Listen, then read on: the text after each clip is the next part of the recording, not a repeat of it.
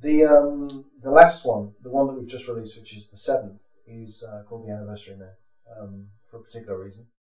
It's essentially, it's been sort of promoted as the sort of serial killer novel to end all serial killer novels, which came from a comment I made to my editor when I was writing the book. And he said, you know, what are you doing? And I said, I'm going to write you the serial killer novel to end all serial killer novels. Essentially, the story begins in the early 1980s in Jersey, Jersey City, and there's a fictional serial killer called the Hammer of God Killer.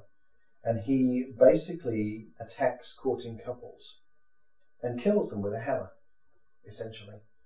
And he's killed 2 couples, so 4 people in total. And then he attacks a 3rd couple, a guy called John Costello and his girlfriend Nadia, who only recently started going out. They're like 16, 17 years old.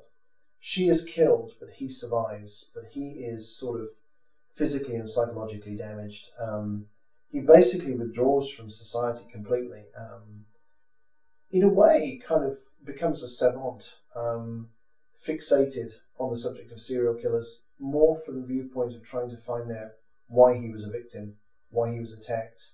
And then in his 30s, he emerges as a researcher for a crime reporter for a New York newspaper called the New York City Herald. A reporter called Karen Langley is the reporter, and John Costello works for her as her researcher. And there's basically nobody in New York who knows more about serial killers than John Costello.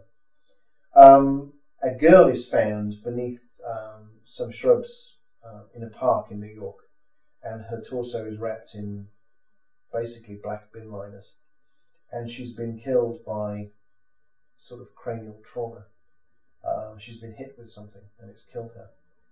Then there's another killing that occurs, and Costello is the one that recognises that there may be a similarity between the two, not because the method of operation, the MOs of the killing were the same, but because they occurred on the anniversary of a famous serial killing from American history, and they were precise replicas of those killings.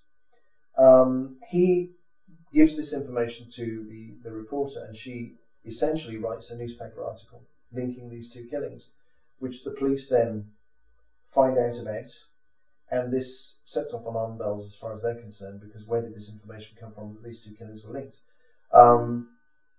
The police contact Costello when they find out that he was a researcher behind the story, and he becomes the sort of central suspect.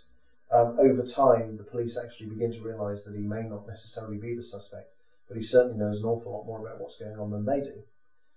So they start to work together. And the story is essentially about Costello as a researcher, an expert on serial killings, working with a New York homicide detective called Ray Irving, trying to not only predict the next serial killing that will occur, but which killer is going to be replicated, and therefore find out what date it's going to occur on.